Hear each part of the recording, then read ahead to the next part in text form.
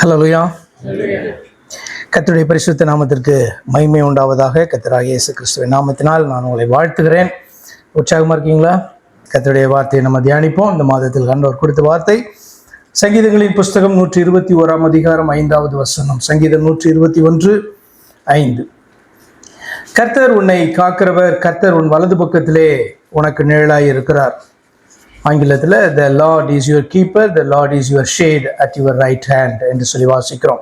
இந்த செய்தியினுடைய தலைப்பு காக்கும் நிழல், protective shade. காக்கும் நிழல் அப்படின்னு சொன்னாலே உங்களுக்கு ஒருவேளை நெகட்டிவாக உங்களுக்கு தோன்றலாம். பின்பாக நம்ம பார்க்கலாம். அதனுடைய முக்கியமான காரியங்கள் எல்லாம் நம்ம தொடர்ந்து பார்ப்போம். இந்த இடத்துல அது கர்த்தரை குறிக்கிறது. கண்களை மூடுவோம். எங்களை அன்பாய் நேசிக்கிற எங்கள் பரிசுத்த பிதாவே, இந்த அருமையான நாளுக்காகவும் இந்த வேலைக்காகவும் நாங்கள் உங்களுக்கு நன்றி செலுத்துகிறோம். எங்களுடைய ஜீவன் உம்முடைய பார்வையில் அருமையாய் இருந்தபடினாலே கர்த்தர் எங்களை காத்து ஒரு விசை கூட ஆண்டவரே சிறு கூட்டமாய் தேவ சமூகத்திலே நாங்கள் கூடும்படியாய், உம்மை ஆராதிக்கும்படியாய், உம்மை சேவிக்கும்படியாய் கிருபை பாராட்டினீங்க. உடைய வார்த்தைகளை கேட்கிறதற்கு இந்த தருணத்தையும் எங்களுக்கு கொடுத்திருக்கிறீங்க. எங்களுக்கு பிரயோஜனம் உள்ளதாய் அமைய கிருபை செய்யும். கர்த்தராகிய இயேசு கிறிஸ்துவின் நாமத்தில் ஜெபிக்கிறோம் அருமை பிதாவே, ஆமென். தன்னை உண்டாக்கினதான தேவனை நோக்கி பார்க்கிறவனை அவர் காக்கிறார் என்று சொல்லி நம்ம பார்த்தோம். 5 விதமான காரியங்கள் இந்த பகுதியில் சொல்லப்பட்டிருக்கு. அவன் காலை தள்ளாட விட்டாமல் காக்கிறார் என்று 3வது வசனத்திலையும், அவனை ஒன்றும் சேதப்படுத்தாமல் அவர் காக்கிறார் என்று 6வது வசனத்திலையும், 7வது வசனத்தில் அவனை எல்லா தீங்குக்கும் விலக்கி காக்கிறார் என்றும், 7வது வசனத்தில் 2வது பகுதியில் அவன் ஆத்மாவை காக்கிறார் என்றும், 8வது வசனத்தில் அவனுடைய போக்கையும் வரத்தையும் காக்கிறார் என்று சொல்லியும் நம்ம வாசிக்கிறோம். மேலோட்டமாக பார்க்கும் பொழுது அது பிசிக்கலாக ஆண்டவர் நம்மளை காக்கிறதான காரியத்தை குறிக்கிறதை போல தோன்றினாலும் அதை பார்க்கலும் ஆழமாய் அது நம்முடைய ரட்சிக்கப்பட்ட ஜனத்தினுடைய ஆத்மாவை, ரட்சிப்பை அவர் காக்கிறார் என்கிறதை அது குறிக்கிறது. அவன் இடறி விடாதபடிக்கு காக்கிறார், ஒன்றும் அவனை சேதப்படுத்தி, ஏன்னா எந்த நேரத்திலும் நம்முடைய ஆத்மாவை சேதப்படுத்தும்படி பிசாசு அவன் சுற்றி திரிகிறான் என்று அறிந்திருக்கிறோம். கர்த்தர் எல்லா தீங்குக்கும் விலக்கி காக்கிறார், ஒன்று சேதப்படுத்தாமல் காக்கிறார், அவனுடைய ஆத்மாவை காக்கிறார், அவருடைய போக்கையும் வரத்தையும் இந்த பூமியிலே அவன் வாழும் பொழுது அவர் காக்கிற தேவனாய் காணப்படுகிறார் என்று சொல்லி நாம் வாசிக்கிறோம். சரி, தம்மை நோக்கி பார்க்கிறவர்களை தேவன் காக்க வல்லவர் என்பதை உறுதிப்படுத்தும்படியாக வேதம் 2 காரியங்களை குறிப்பிடுகிறது. ஒன்று அவருடைய தன்மை, மற்றொன்று அவர் நம்மை காக்க தெரிந்து கொண்டதான அந்த விதத்தை குறித்து 2 காரியங்களை சொல்லுது. இதான் நம்ம நாளில் பார்க்க போகிறோம். என்ன அப்படின்னு சொன்னால், நீங்கள் இந்த பகுதியை நீ திரும்ப வாசித்து பாருங்க. கர்த்தர் உன்னை காக்கிறவர், கர்த்தர் உன் வலது பக்கத்திலே உனக்கு நிழலாய் இருக்கிறார் என்று சொல்லி நம்ம வாசிக்கும் பொழுது அதில் சில காரியம் அடங்கி இருக்கிறது. அதுதான் இதனால முக்கியமாக நம்ம தியானிக்க போகிறோம். வாக்குத்தத்தங்களை பார்த்தோம், என்னெல்லாம் ஆண்டவர் செய்வார், எப்படியெல்லாம் காக்கிறார் என்று சொல்லி பார்த்தோம். ஆனால் இந்த இடத்துல அவர் சொல்லுகிறது 2 காரியங்களை அவர் சொல்லுகிறார். அது எதற்காக சொல்லுகிறார் அப்படின்னு சொன்னால், நம்ம வாசிக்கிறவர்கள், இந்த வேதத்தை விசுவாசிக்கிறவர்கள் புரிந்து கொண்டு அவர் மேல் நம்பிக்கை வைப்பதற்கும், ஆண்டவர் நமக்கு கொடுத்திருக்கிறதான இந்த ரட்சிப்பானது அதை அவர் உறுதிப்படுத்துவதற்கும் பார்த்தீங்கன்னா சொல்லுகிறதான காரியங்கள். ஒன்று உறங்காமல் காக்கிறவர் என்கிறதான காரியம். உறங்காமல் காக்கிறவர், நாளில் வாசிக்கிறோம், இஸ்ரவேலை காக்கிறவர் உறங்குவதும் இல்லை தூங்குகிறதும் இல்லை. இன்னைக்கு ஒரு பாடலில் கூட பாடினோம்ல, இஸ்ரவேலை காக்கிறவர் அவர் உறங்குவதும் இல்லை தூங்குகிறதும் இல்லை என்று சொல்லி நம்ம வாசித்தோம், பாடினோம். இப்போ உறங்காமல் இருக்கிறேன் என்று ஆண்டவர் இங்கே சொல்ல வேண்டியதான அவசியம் இல்லை. இது அவருடைய தன்மை. மனுஷனால் உறங்காமல் இருக்க முடியுமா? அப்போ இது தேவனுடைய தன்மை. தேவனுடைய சில தன்மைகள் பார்த்தீங்கன்னா அது வேற யாருக்குமே அப்ளிகபிள் ஆகாது. அப்போ தேவன் தன்னை குறித்து சொல்லும் பொழுது, அல்லது இந்த இடத்துல வேதம் அவரை குறித்து சொல்லும்போது, அவர் உறங்குவதும் இல்லை தூங்குகிறதும் இல்லை என்கிறதான அவருடைய தன்மையை சுட்டி காண்பித்து சொல்லுகிறது. ஏசாயா தீர்க்கதரிசனத்துல 40ஆம் அதிகாரம் 28, 29 வசனங்களை நம்ம வாசிக்கலாம். ஏசாயா 40ஆம் அதிகாரம் 28, 29. பூமியின் கடையாந்தரங்களை சிருஷ்டித்த கர்த்தராகிய அநாதி தேவன் சோர்ந்து போவதும் இல்லை, இளைப்படைவதும் இல்லை. இதை நீ அறியாயோ? யாரை குறித்து சொல்லப்பட்டிருக்கு? சங்கீத புஸ்தகத்தில் வாசித்தோம். நான் யாரை நோக்கி பார்ப்பேன்? வானத்தையும் பூமியும் உண்டாக்கின கர்த்தரை நோக்கி, அதாவது சகலவற்றையும் படைத்ததான தெய்வத்தை நான் நோக்கி பார்ப்பேன் அப்படின்ட்டு தான் அந்த தொடங்குகிறது சங்கீதம். இங்கே தேவன் தன்னை குறித்து சொல்லும்போது, பூமியின் கடையாந்தரங்களை சிருஷ்டித்த கர்த்தராகிய அநாதி தேவன் சோர்ந்து போவதும் இல்லை, இளைப்படைவதும் இல்லை. இதை நீ அறியாயோ? இதை நீ கேட்டதில்லையோ? அவருடைய புத்தி ஆராய்ந்து முடியாதது. சோர்ந்து போகிறவனுக்கு அவர் பலன் கொடுத்து சத்துவம் இல்லாதவனுக்கு சத்துவத்தை பெருக பண்ணுகிறார் என்று சொல்லி வாசிக்கிறோம். தேவன் உறங்க வேண்டிய அவசியம் இல்லைல்ல. நமக்கெல்லாம் எதுக்கு உறக்க வேண்டும் அப்படின்னு சொன்னா, நம்மளை திரும்பவும் ரெஃப்ரெஷ் பண்ணிக்கிறதுக்கு இல்லை. நம்ம எல்லாம் படைக்கப்பட்டவர்கள், மார்டல் பீயிங்ஸ். ஆனபடினால நம்மளை ரெஃப்ரெஷ் பண்ணிக்கிறதுக்கு ஆண்டவர் இப்படிதான் நமக்கு கொடுத்துருக்கிறார். ஆனால் தேவனுக்கு பார்த்தீங்க அப்படின்னா, அவர் சோர்ந்து போகிறவர் என்று சொன்னால் அவர் ரெஃப்ரெஷ் பண்ணணும். தூக்கம் வந்தது என்று சொன்னால் தூங்கணும். அப்போ இது பெரிய ஒரு பயங்கரமான ஒரு காரியம், அறிவிக்கிற ரகசியம்லாம் கிடையாது. தேவன் சகலவற்றையும் உண்டாக்கினவர். அவர் சோர்ந்து போய் அவர் திரும்பவும் தன்னை ரெஃப்ரெஷ் பண்ணிக்க வேண்டிய அவசியம் தேவனுக்கு கிடையாது. ஆனபடினாலே இந்த வார்த்தை சொல்லப்பட்டிருக்கு. அந்த வார்த்தை நமக்கு சுட்டி காண்பிக்கப்படுகிறது. அதனுடைய அர்த்தம் என்ன அப்படின்னா, நான் சொன்ன வார்த்தையெல்லாம் உண்மை, நான் இவ்வண்ணமாய் உன்னை காக்கிற தேவனாய் இருக்கிறேன் என்பதை நம்ப வேண்டும் என்பதற்காக இந்த தன்மையை குறித்து அந்த இடத்துல ஆண்டவர் பேசுகிறார். அப்ப இந்த ஏசாயா தீர்க்கதரிசி புத்தகத்துல வாசிக்கும் போது கூட, சிருஷ்டித்த அநாதி தேவன் அவர் சோர்ந்து போகிறதில்லை. அநாதி தேவன் அர்த்தம் ஃபார் எவர், என்றைக்குமே தேவனாய் இருக்கிறவர் என்று சொல்லி அர்த்தம். அவர் சோர்ந்து போகிறதில்லை, இளைப்படைவதில்லை அப்படின்லாம் சொல்லிட்டு அடுத்த வசனத்துல கூட பார்த்தீங்கன்னா, வாலிபர்கள் பார்த்தீங்கன்னா இடறி விழுவார்கள். ஆனால் பார்த்தீங்கன்னா அது எதுக்கு சொல்லப்பட்டிருக்கு? இளைஞர்கள் இளைப்படைவார்கள், வாலிபர்கள் இடறி விழுவார்கள். ஆனால் தேவன் இளைப்படைவதும் இல்லை, இடறி விழுவதும் இல்லை என்கிறதான காரியத்தை நமக்கு அறிவிக்கிறார். அறிவிக்கிற காரியம் என்னன்னா, தேவன் இப்படிப்பட்டவர் ஆனபடினாலே அவர் கொடுக்கிற வாக்குத்தத்தங்களை நீ நம்பலாம். ஏன் அப்படின்னா, தானே சோர்ந்து போகிறதான ஒரு மனுஷன் மற்றவர்களை பார்த்தீங்கன்னா உற்சாகப்படுத்த முடியுமா? அல்லது மற்றவர்களுக்கு பலன் கொடுக்க முடியுமா? சோர்ந்து போகிற ஒருவன் அவன் பலன் அடையணும்ல.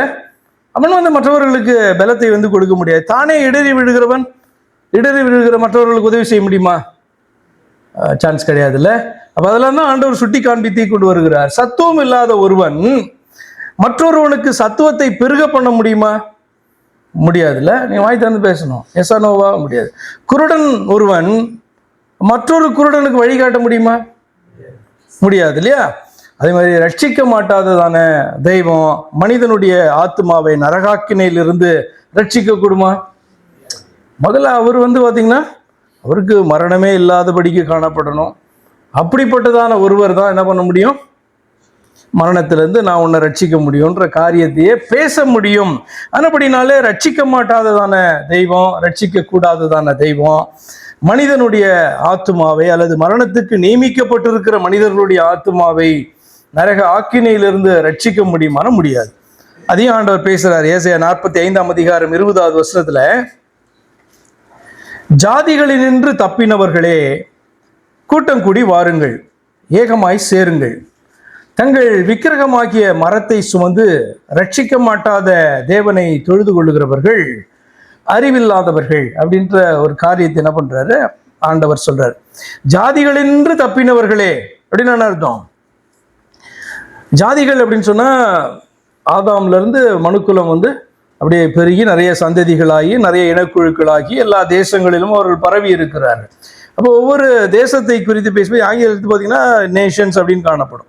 ஒவ்வொரு இடங்களிலே காணப்படுகிற எல்லாரிட பார்த்தீங்கன்னா ஜனங்கள் காணப்படுறாங்க.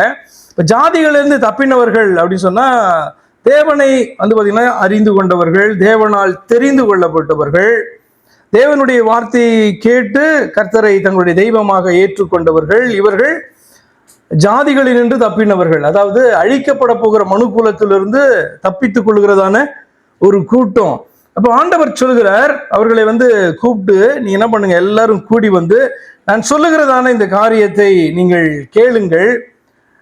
தங்கள் விக்கிரகங்களாகிய மரத்தை சுமந்து ரட்சிக்க மாட்டாத தேவனை தொழுது கொள்ளுகிறவர்கள் அறிவில்லாதவர்கள் அப்படின்ட்டு ஆண்டவர் சொல்றார். எது விக்கிரகம்? அந்த கேள்வி வருது இல்ல. எது விக்கிரகம் அப்படின்னா, இந்த வசனத்தின்படி ரட்சிக்க மாட்டாத தெய்வங்கள் எல்லாம் விக்கிரகம். எதெல்லாம் ரட்சிக்க முடியாதோ, நம்ம ஒரு மனிதனுடைய ஆத்மாவை பரலோகத்துக்கு கொண்டு போக முடியாத அல்லது பாவத்திலிருந்து விடுதலையாக்க முடியாத தெய்வம் அப்படின்னா அது எல்லாமே என்னது?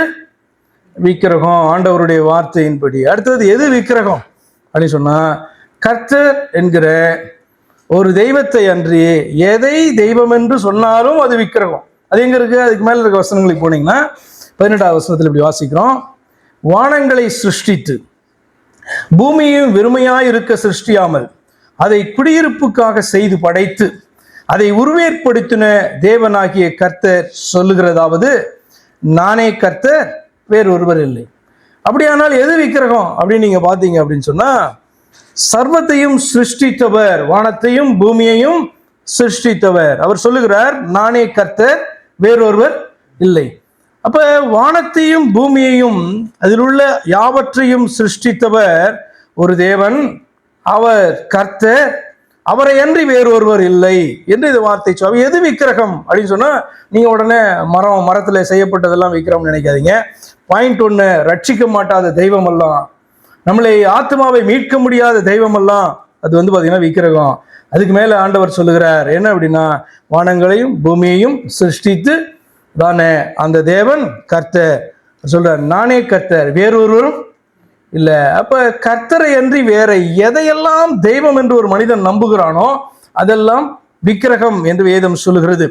இயேசு கிறிஸ்துவுடைய சிலுவை மரணத்தின போது நிறைய பரியாச வார்த்தைகளை அவருடைய ஊழியத்தின் போதும் சொன்னார்கள். அவர் சிலுவையிலே அவர் தம்மை ஒப்பு கொடுத்த போதும் பார்த்தீங்க அப்படின்னு சொன்னா அவிசுவாசிகள் பரியாச வார்த்தைகளை பேசினார்கள்.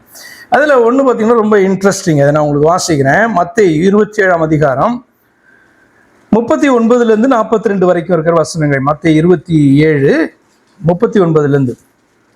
சிலுவையில அறையப்பட்டிருக்கிறார். அந்த வழியாய் நடந்து போகிறவர்கள் தங்கள் தலைகளை துலுக்கி, தேவாலயத்தை இடித்து 3 நாளைக்குள்ளே கட்டுகிறவனே, உன்னை நீயே ரட்சித்துக்கொள், நீ தேவனுடைய குமாரனையானால் சிலுவையிலிருந்து இறங்கி வா என்று அவரை தூஷித்தார்கள். இது பார்த்தீங்கன்னா வாசிக்கும் போது பரியாசம் பண்றாங்க. அவருடைய வார்த்தைகளை பிடித்து அதை எடுத்துக்கொண்டு நேரில் சுட்டி காண்பித்து பரியாசம் பண்ணுகிறாங்க அப்படின்றது போல நமக்கு தோணும். ஆனால் இன்னும் ஆழமான காரியங்கள் அதற்குள்ள அடங்கி இருக்கிறது. 41 வருஷம் பார்த்தீங்கன்னா இது அந்த பக்கம் நடந்து போறவங்கலாம் இப்படி என்ன பண்றாங்க, இந்த காரியங்களை குறித்து சொல்லுகிறார்கள். அப்படியே பிரதான ஆசாரியரும் வேத பாரகரும் மூப்பரும், இவங்கள யாரு? வேத வார்த்தைகளை அறிந்து மத போதகர்களாகவும் குருக்களாகவும் மத தலைவர்களாகவும் மற்ற ஜனங்களை வழி நடத்தக்கூடியதான இடத்துல இருக்கக்கூடியதான அவர்களும் கூட என்ன சொல்றாங்க, அப்படி வேதம் எப்படி சொல்றா, அப்படியே பிரதான ஆசாரியரும் மூப்பரும் வேத பாரெல்லாம் பரியாசம் பண்ணி மற்றவர்களை ரட்சித்தான், தன்னைத்தான் ரட்சித்துக்கொள்ள திராணி இல்லை. இவன் இஸ்ரவேலின் ராஜாவானால் இப்பொழுது சிலுவையிலிருந்து இறங்கி வரட்டும், அப்பொழுது இவனை விசுவாசிப்போம். ஏன் இது ரொம்ப ஒரு இன்ட்ரெஸ்டிங்கானது? பரிகசிக்கிறதுலாம் இன்ட்ரெஸ்ட் கிடையாது. இவர்கள் பரிகசித்தார்கள் தொடர்ந்து ஆண்டவரை. ஆனால் இதுல என்ன காரியம் அடங்கி இருக்கிறதுனா, அவர் சொன்னார், இந்த தேவாலயத்தை நீங்க இடித்து போடுங்க, 3 நாளைக்குள்ளே நான் எழுப்புவேன் அப்படின்ட்டு சொன்னாரு. அது தன்னுடைய சரீரத்தை குறித்து ஆண்டவர் சொன்னார். என்னுடைய சரீரத்தை நான் கொலையுண்ண ஒப்பு கொடுக்க போகிறேன், 3 நாளைக்குள்ளே நான் என்ன பண்ணுவேன், அதை நான் எழுப்புவேன் என்று ஆண்டவர் சொன்னார் என்று யோவான் அதிகாரம் 2வது அதிகாரத்தில் யோவான் 2 19 22 பகுதிக்குள்ளார அது காணப்படுது. அது தன்னுடைய சரீரத்தை குறித்து சொன்னார். இப்ப இதை கேட்டதான ஜனங்கள் விசுவாசித்தார்கள், விசுவாசிக்காதவர்கள் காணப்பட்டார்கள். அவிசுவாசிகள் தான் இந்த பரியாசத்தை செய்கிறார்கள். என்னன்னா, தேவாலயத்தை இடித்து 3 நாளைக்குள்ளே கட்டுகிறவனே, உன்னை நீயே ரட்சித்துக்கொள், நீ சிலுவையிலிருந்து இறங்கி வா அப்படின்னு தூஷித்தாங்க. அடுத்தது வேத வார்த்தைகளை போதிக்கிறதான அவர்கள், அல்லது வேத வார்த்தையை நம்புகிறதான அந்த தலைவர்களும் கூட மற்றவர்களை ரட்சித்தான், தன்னைத்தான் ரட்சிக்க திராணி இல்லை அப்படின்னு சொல்லி பரிகசித்தாங்க. என்ன விஷயம்னா, தன்னைத்தானே ரட்சிக்க திராணி இல்லாததான ஒருவர் மற்றவங்களை என்ன பண்ண முடியாது, ரட்சிக்க முடியாது. தன்னுடைய சரீரத்தை தானே எழுப்ப வல்லமை இல்லாதவர் தேவனாய் இருக்க முடியாது. பாயிண்ட் புரியுதா உங்களுக்கு? என்ன பாயிண்ட் சொல்றாங்க, தேவாலயத்தை இடித்து 3 நாளைக்குள்ள எழுப்புவோன்னு சொன்னோம், தன்னைத்தானே ரட்சிக்க முடியல, சிலுவையில தொங்கிட்டு இருக்காரு என்று சொல்லி என்ன பண்ணாங்க, அவிசுவாசிகளும் சரி அல்லது இந்த விசுவாசத்தை, இந்த வேதத்தை விசுவாசித்து இயேசு கிறிஸ்துவை விசுவாசியாதான தலைவர்களும் அதே பாயிண்ட் என்ன பண்றாங்க, சொல்லுகிறார்கள், மற்றவர்களை ரட்சித்தான் ஆனால் தன்னைத்தானே ரட்சித்துக் கொள்ள திராணி இல்லை. நிறைய விஷயங்களை பார்த்துட்டே வந்தோம். என்னன்னா, பலன் இல்லாதவன் மற்றவர்களை பலப்படுத்த முடியாது, சோர்ந்து போகிறவன் மற்றவர்களுக்கு சத்துவத்தை பெருக பண்ண முடியாது, குருடனா இருக்கிறவன் இன்னொரு குருடனுக்கு வழியை காட்ட முடியாது. அதே மாதிரி ரட்சிக்க மாட்டாததான தெய்வம் ரட்சிப்பை குறித்து பேசவும் முடியாது, மற்றவர்களை ரட்சிக்கவும் முடியாது. அதே போல தன்னுடைய சரீரத்தை மரணத்துக்கு ஒப்பு கொடுத்து தானே அந்த சரீரத்தை எழுப்ப வல்லமை இல்லாததான ஒருவர் இன்னொருத்தர் டிபெண்ட் பண்ணி தான் அந்த சரீரத்தை எழுப்பணும் அப்படின்னா அவர் தெய்வமா இருக்கவும் முடியாது, நம்மளை உயிரோடு எழுப்ப முடியாது. உங்களுக்கு ஒரு காரியம் தோணலாம், ஒருவேளை இயேசு கிறிஸ்துவை போலதான் நிறைய ஊழியர்கள் மரித்தவர்களை உயிரோடு எழுப்பினாங்களே அப்படின்னு நீங்க ஒருவேளை கேட்கலாம். அது அல்ல. உயிர்த்தெழுதல் என்று சொல்லுவது எல்லாரும் மரித்து. இப்போ ஆதாம் உயிரோடு எழுப்பணும், யாராவது ஊழியர்கள் அப்படி எழுப்பி காமிச்சிருக்காங்களா? ஆபிரகாமை உயிரோடு எழுப்பணும், யாராவது எழுப்பி காமிச்சிருக்காங்களா? லாசரை எழுப்பினா லாசரை திரும்பவும் பார்த்தீங்கன்னா தன்னுடைய வாழ்க்கையை வாழ்ந்து விட்டு அவன் மடித்து கல்லறைக்குள்ள வைக்கப்பட போகிறான். தாவீதை எழுப்பி காமிக்க முடியுமா? ஆனால் இயேசு கிறிஸ்து ஒருவர் தான் எல்லாரையும் எழுப்ப வல்லவர். ஒன்று அது முதல் உயிர்த்தெழுதலாக இருக்கலாம், அல்லது இரண்டாவது உயிர்த்தெழுதலாக இருக்கலாம். எல்லாரையும் உயிர்ப்பிக்க வல்லவர் யார் என்று சொன்னால், தன்னுடைய சரீரத்தையே கொலை உண்ண ஒப்பு கொடுத்தாலும் அதை எழுப்ப வல்லவராய் இருக்கிறதான ஒருவர் தான் என்ன சொல்ல முடியும், மரணத்திலிருந்து நம்மளை ரட்சிக்க வல்லவராக அவர் இருக்க முடியும். பாருங்க, தம்மில் தாமே நித்தியமாக ஜீவன் இல்லாத, தம்மில் தாமே நித்தியமாக ஜீவன் இல்லாததான தெய்வம் மற்றொருவருக்கு நித்திய ஜீவனை வாக்கு பண்ண முடியுமா, அருள முடியுமா? கொஞ்சம் சிந்திங்க. இப்ப இயேசு கிறிஸ்து மரித்தார் என்று சொல்லி நம்ம அறிந்து இருக்கிறோம். உயிரோடு பிதாவால் எழுப்பப்பட்டார் என்று வேதம் சொல்லுகிறது. யோவான் 1ஆம் அதிகாரத்தில் 2ஆம் அதிகாரத்தில் வாசிக்கிறோம், அவர் தன்னுடைய சரீரத்தை, இயேசு கிறிஸ்து தாமே தம்முடைய சரீரத்தை எழுப்பினார் என்று சொல்லி வாசிக்கிறோம். அடுத்த கேள்வி, தம்மில் தாமே நித்திய ஜீவன் இல்லாத ஒருவர் நித்திய ஜீவனை மற்றவர்களுக்கு அளிப்பேன் என்று சொல்ல முடியுமா? வாய்ப்பு இருக்கா? இல்ல. ஜீவன் இல்லாத ஒருவர் மற்றவர்களுக்கு ஜீவன் தர முடியும்னு சொல்லவே முடியாது. இது குறித்து நான் சில வசனங்களுக்கு வாசிக்கிறேன். சங்கீதம் 106 28 29 இப்படி வாசிக்கிறோம். சங்கீதம் 106 28 29 வசனங்கள். அவர்கள் பாகால் பேயாரை பற்றி கொண்டு ஜீவன் இல்லாதவைகளுக்கு இட்ட பலிகளை புசித்து தங்கள் கிரியைகளினால் அவருக்கு கோபம் மூட்டினார்கள். ஆகையால் வாதை அவர்களுக்குள் புகுந்தது. இது ஒரு சங்கீதத்தில் சொல்லப்படுற ஒரு காரியம். என்ன அப்படின்னா, இந்த தெய்வத்தை அறிந்து ஏற்றுக்கொண்டு வந்ததான கூட்டம் வழியில என்ன பண்றாங்கன்னா, அவர்கள் மாறி பாகால் பேயாரை பற்றி கொண்டு ஜீவன் இல்லாதவைகளுக்கு இட்ட பலிகளை புசித்து தங்கள் கிரியைகளினாலே மெய்யான தெய்வத்துக்கு கோபம் மூட்டினார்கள், அவர்களுக்குள்ளே வாதை புகுந்தது என்று சொல்லி வாசிக்கிறோம். பாகால் பேயார் அப்படின்னு சொன்னா அது சில ஜனங்களால, சில நேஷன்ல, சில ஜாதிகளால் நம்பப்படுகிறதான ஒரு தெய்வம். அதுக்கு ஜீவன் உண்டா? அதுக்கு எப்படி? இப்ப அசுத்தாவின் இருக்கு, அசுத்தாவிக்கு ஜீவன் இருக்கா இல்லையா? விக்கிரகம் நீங்க பாத்தீங்கன்னா ஒரு சிலையை வைத்து நீங்க தொழுது கொண்டாலும் அதற்கு பின்பாக வேற என்ன இருக்கு? வேற ஒரு அசுத்த ஆவி காணப்படுது அப்படின்ட்டு பவுல் எழுதுறாரு. பேய்களுக்கு படைக்கிறார்கள் என்று எழுதுகிறார்.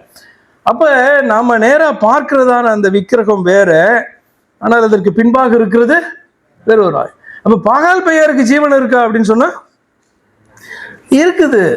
இருக்குது. ஆனா வேதம் சொல்லுகிறது ஜீவன் இல்லாதவைகள். அப்படின்னா என்ன அர்த்தம்? என்ன புரிந்து கொண்டீங்க? அது இம்மாற்றல் கிடையாது. அது இம்மாற்றல் கிடையாது. ஆண்டவர் அழிக்கும் போது அழிந்து விடும். அசுத்த ஆவிகள் ஆண்டவர் அழிஞ்சிருமா இல்லையா? அப்ப அதை போல ஜீவன் இல்லாதவை என்று வேதம் சொல்லுகிறதுடைய அர்த்தம் என்ன தெரியுமா? ஜீவன் உள்ளவர் ஒருவர் உண்டு, சாவாமை உள்ளவர் ஒருவர் உண்டு. போன செய்தியில நான் உங்களோட கூட பகிர்ந்து கொண்டேன். சாவாமை உள்ளவர்னா தேவன் ஒருவர் தான். அது ஆண்டவராகிய இயேசு கிறிஸ்துவை மட்டும்தான் அது குறிக்கிறது. ஆனபடி நான் தான் மரித்தேன், ஆனாலும் சதா காலங்களிலும் உயிரோடு இருக்கிற நான் சரீரத்தில் வெளிப்பட்ட அந்த சரீரத்தை உங்களுக்காக கொலை உண்ண ஒப்பு கொடுத்து அந்த சரீரத்தை எழுப்பி காண்பித்தேன். அதற்கு பின்பும் தேவன் என்று நீங்கள் நம்ப மாட்டீங்களா? அதான கேள்வி அது. அப்ப மரித்தேன் ஆனாலும் சதா காலம் உயிரோடு இருக்கிறேன் என்று வெளிப்படுத்தல காணப்படுற வசனங்களை உங்களுக்கு வாசித்து காண்பித்து ஜீவனுள்ள ஒரே தேவன் என்று சொன்னால், இம்மார்டல் பீயிங் என்று சொன்னால் அது தெய்வத்தை மட்டும்தான் குறிக்குது. அந்த தெய்வம் யார் என்று சொன்னால் இயேசு கிறிஸ்து என்பவரை குறிக்குது. அப்ப இங்க வாசிக்கிறோம், பாகால் பெயரை பற்றி கொண்டு ஜீவன் இல்லாதவைகளுக்கு பலிகளை இட்டு மெய்யான தெய்வத்துக்கு கோபம் மூட்டினார்கள். உபாகமம் 32:40 இப்படி வாசிக்கிறோம். உபாகமம் 32:40 நான் என் கரத்தை வானத்திற்கு நேராக உயர்த்தி நான் என்றென்றைக்கும் ஜீவித்திருக்கிறவர் என்கிறேன் அப்படின்ட்டு என்ன பண்றாரு ஆண்டவர் சொல்லுகிறார். யாரு? பரலோகத்தின் தேவன். அப்போ ஒரு பரலோகத்தில் மட்டும் இல்லை, எங்க இருக்காரு? எல்லா இடத்துலும் நிரம்பி இருக்கிறார். இந்த பூமியில மனுஷன் இடத்துல பேசும்போது ஏன் இந்த காரியத்தை சொல்லணும்? நான் என் கரத்தை வானத்திற்கு நேராக உயர்த்தி நான் என்றென்றைக்கும் ஜீவித்திருக்கிறோம்னா, பரலோகத்தின் தேவன் வானத்தையும் பூமியையும் உண்டாக்கினதான கர்த்தர் வானத்திலும் இருப்பாரு, இந்த பூமியிலும் இருப்பாரு. இந்த பூமியில இருந்த கரத்தை உயர்த்தி நான் என்றும் ஜீவித்திருக்கிறேன்னு சொன்னா நான் மட்டும்தான் தேவன், என்னையன்றி வேற யாரும் இல்ல, இம்மார்டல் பீயிங்னா நான் மட்டும்தான் அப்படின்னு சொல்லுகிறார். சரி, தானியேல் புஸ்தகம் 4ஆம் அதிகாரம் 34வது வசனத்தை வாசிக்கிறோம். தானியேல் 4:34. அந்த நாட்கள் சென்ற பின்பு நேபுகாத் நேச்சராகிய நான் என் கண்களை வானத்திற்கு ஏறெடுத்தேன், என் புத்தி எனக்கு திரும்பி வந்தது. அப்போது நான் உன்னதமானவரை ஸ்தோத்தரித்து என்றென்றைக்கும் ஜீவித்திருக்கிறவரை புகழ்ந்து மகிமைப்படுத்தினேன். அவருடைய கர்த்தத்துவமே நித்திய கர்த்தத்துவம், அவருடைய ராஜ்யமே தலைமுறை தலைமுறையாக இருக்கும் என்று சொல்லி ரட்சிக்கப்பட்டதான ஒரு ராஜா பாத்தீங்கன்னா பரலோகத்தின் தேவனை குறித்து சொல்லுகிறதான சாட்சியை நீங்க வாசிக்கும் போது அதுல ஒரு காரியத்தை சொல்றான், என்றென்றைக்கும் ஜீவித்திருக்கிறவர் அவர், இம்மார்டல், சாவாமை உள்ளதான ஒருவர் உண்டென்றால் அவர் மட்டும்தான் என்று தேவனை குறித்து சொல்லுகிறான். பாருங்க, கர்த்தராகிய இயேசு கிறிஸ்து தம்மில் தாமே ஜீவன் உள்ளவர் என்று யோவான் 5:26 வாசிக்கிறோம். ஏனெனில் பிதாவானவர் தம்மில் தாமே ஜீவன் உள்ளவராய் இருக்கிறது போல குமாரனும் தம்மில் தாமே ஜீவன் உள்ளவராய் இருக்கும்படி அருள் செய்திருக்கிறார். இந்த வசனத்தை நீங்க வாசிக்கும் போது பிதாவாகிய தேவன் ஒருவரை சாவாமை உள்ளவராய் இருக்கிறார், தன்னுடைய குமாரனாகிய இயேசு கிறிஸ்துவுக்கும் அப்படியே சாவாமை உள்ளதான அந்த அருளை கொடுத்திருக்கிறார் என்றெல்லாம் நீங்க நினைக்காதீங்க. என்ன அர்த்தம் என்று சொன்னால், பிதாவாகிய தேவன் இந்த பூமிக்கு மனிதனாக வெளிப்பட்டாலும் அவருடைய இந்த சாவாமை என்பது மாறாததாக காணப்படுகிறது. ஒரு சரீரத்திலே காணப்பட்ட சரீரத்தை அடிக்கிறதற்கு நமக்காக பாவ நிவாரண பலியாக ஒப்பு கொடுத்தார். ஆனபடினாலே ஜீவன் உள்ளவர் அப்படி சொன்னா அவர் தான் ஜீவன் உள்ளவர் என்று நமக்கு தெரிய வேண்டும். இந்த வசனம் என்ன சொல்லுகிறது? பிதாவானவர் தம்மில் தாமே ஜீவன் உள்ளவராய் இருக்கிறது போல அவர் இந்த பூமியிலே மனிதனாக வெளிப்பட்டாலும் கூட தம்மில் தாமே ஜீவன் உள்ளவராக இயேசு கிறிஸ்து காணப்படுகிறார் என்று அர்த்தம். அப்ப தம்மில் தாமே ஜீவன் உள்ளவர் அப்படின்னு சொன்னா என்ன அர்த்தம்? தம்மில் தாமே ஜீவன் உள்ளவர்னா வேற யாரும் அவருக்கு ஜீவன் என்ன பண்ண வேண்டாம், கொடுக்க வேண்டாம். ஏன்னா தண்ணில் தானே ஜீவன் உள்ளவர் தானே. அப்படி இருக்கிறவருக்கு எதுக்கு இன்னொருத்தர் ஜீவனை தரணும்? இன்னொருத்தர் எதற்கு அவரை மரணத்திலிருந்து எழுப்பணும்? அவருடைய அர்த்தத்தை புரிந்து கொள்ளுங்க. அவருடைய சரீரம் நமக்காக பலியிடப்பட்டது.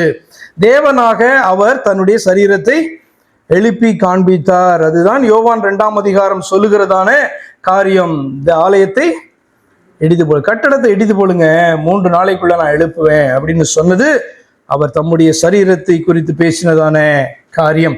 அப்ப தம்மில் தாமே ஜீவனற்ற ஒருவர், அதுவும் நித்தியமாக ஜீவன் இல்லாத ஒருவர், மற்ற ஒரு மனிதனுக்கு அல்லது சாவுக்கு ஒப்பு கொடுக்கப்பட்டதான மனுஷனுக்கு நித்திய ஜீவனை அருள முடியாது. ஆண்டவராகிய இயேசு கிறிஸ்துவை நீங்கள் புரிந்து கொள்ள வேண்டும். அடுத்ததாக தம் சரீரத்தை தாமே, இன்னும் எக்ஸ்பிளைன் பண்றேன், தம்முடைய சரீரத்தை தாமே எழுப்ப முடியாதவர், அதாவது தாமே உயிர்த்தெழ முடியாதவர் மரித்த மற்றொருவனை எழுப்ப முடியுமா அப்படின்னு சொன்னா யோவான் 11:25 இயேசு கிறிஸ்து சொல்றதான அந்த வார்த்தையை பாருங்க.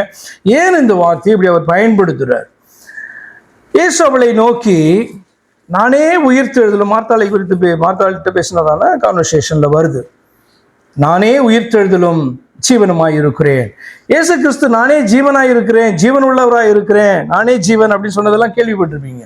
நானே உயிர்த்தெழுதல் எதுக்கு சொல்லணும்? அவரு நானே உயிர்த்தெழுதலும் ஜீவனுமாய் இருக்கிறேன், என்னை விசுவாசிக்கிறவன் மரித்தாலும் பிழைப்பான் அப்படின்ற ஒரு வார்த்தையை ஆண்டவர் சொல்றார். அப்ப அவர் ஜீவன் உள்ளவராக அவர் காணப்படுகிறபடினால்தான் இந்த வார்த்தையை என்ன பண்ண முடியும், அவர் சொல்ல முடியும். அப்ப அவருடைய மரணத்தை குறித்து சில காரியங்களை உங்களோடு நான் பகிர்ந்து கொள்ள போகிறேன். இயேசு கிறிஸ்து மரித்தார், அடக்கம் பண்ணப்பட்டார், 3ஆம் நாள் உயிரோடு எழுந்தார். இது வேதத்தில் எழுதப்பட்டிருக்கிற காரியம், நம்ம விசுவாசிக்க வேண்டியதான காரியம், இது சுவிசேஷமான காரியம். ஆனா அந்த மரணம் என்பது நன்றாக புரிந்து கொள்ளுங்க, அது ஒரு டெம்பரரி டெத். என்ன சொல்லலாம் அப்படின்னா, அதுக்கு என்னென்ன பேர்லாம் தமிழ்ல காணப்படுதுன்னா தற்காலிக மரணம் அப்படின்னு சொல்லலாம், மாம்சத்திலே கொலை யாகுதல் அப்படி சொல்லலாம், அல்ல என்று சொன்னால் உங்களுக்கு எல்லாருக்கும் புரியுறதான வார்த்தை நித்திரை அடைதல். கிறிஸ்தவத்தில் மாத்திரம் இந்த வார்த்தையை நம்ம யூஸ் பண்ணுவோம். இவர்கள் நித்திரை அடைந்தார்கள், கர்த்தருக்குள் நித்திரை அடைந்திருக்கிறார்கள். இயேசுவானவர் சொன்னார், லாசரு நித்திரையாயிருக்கிறான், அந்த சிறுவன் நித்திரையாயிருக்கிறாள், அழ வேணாம் அப்படின்னு சொல்ல. அப்ப நித்திரை அடைதல் என்கிற வார்த்தையை நீங்க பைபிள்ல நீங்க வாசிப்பீங்க அல்லது கிறிஸ்தவத்துல கேள்வி. அப்ப டெம்பரரி டெத்னா என்ன அர்த்தம் அப்படின்னா, தற்காலிகமான மரணம் அல்லது சரீர மரணம், மாம்சத்திலே கொலையாக்குதல் அல்லது நித்திரை அடைதல் என்று அதற்கு வேற பாஷைகள் தமிழ்ல வேற வேற டேர்ம்ஸ் காணப்படுது. 2 வசனத்தை உங்களுக்கு வாசிக்கிறேன் அல்லது 3 வசனத்தை வாசிக்கிறேன். 1 பேதுரு புஸ்தகம் 3ஆம் அதிகாரம் 18 ஒரு சாட்சி. ஏனெனில் கிறிஸ்துவும் நம்மை, அதாவது விசுவாசிக்கிறவர்களை தேவனிடத்தில் சேர்க்கும்படி அநீதி உள்ளவர்களுக்கு பதிலாக நீதி உள்ளவராய் பாவங்களின் நிமித்தம் ஒரு தரம் பாடுபட்டார். அவர் மாம்சத்தில் கொலையுண்டு ஆவியிலே உயிர்ப்பிக்கப்பட்டார். பேதுரு இந்த சாட்சி, இயேசு கிறிஸ்துவின் மரணத்தை கண்டவன், உயிர்த்தெழுதலை கண்டவன், அவன் என்ன சாட்சியை சொல்றான்? இயேசு கிறிஸ்துவின் மரணம் அவர் மாம்சத்திலே கொலை உண்டதான ஒரு காரியம் என்று சொல்லி அவர் எழுதுகிறார். அதே மாதிரி பவுல் கொலேசியர் 1:21 எப்படி எழுதுகிறாருன்னா, முன்னே அந்நியராகவும் துர்க்கிரியைகளினால் மனதிலே சத்துருக்களாயும் இருந்த உங்களையும் பரிசுத்தராகவும் குற்றமற்றவர்களாகவும் கண்டிக்கப்படாதவர்களாகவும் தமக்கு முன் நிறுத்தும்படியாக, யாருக்கு முன் நிறுத்திருக்கு? தேவனாகிய அவருக்கு முன் நிறுத்தும்படியாக தெய்வம் கீழே இறங்கி வந்து தன்னுடைய சரீரத்தை நமக்காக அடிக்க ஒப்பு கொடுத்து மீட்கிறவர்களை தமக்கு முன்பாக குற்றமற்றவர்களாய் நிறுத்தும்படியாக என்ன பண்ணாராம்? அவருடைய மாம்ச சரீரத்தில் அடைந்த மரணத்தினாலே இப்பொழுது ஒப்புரவாக்கினார் என்று எழுதுகிறார். தமக்கு முன் நிறுத்தும்படியாக அவருடைய மாம்ச சரீரத்தில் அடைந்த மரணத்தினாலே இப்பொழுது ஒப்புரவாக்கினார் என்று வாசிக்கிறோம். 2 சாட்சிங்க. ஆதியாகம புஸ்தகத்துல 3:15 இப்படி வாசிக்கிறோம்.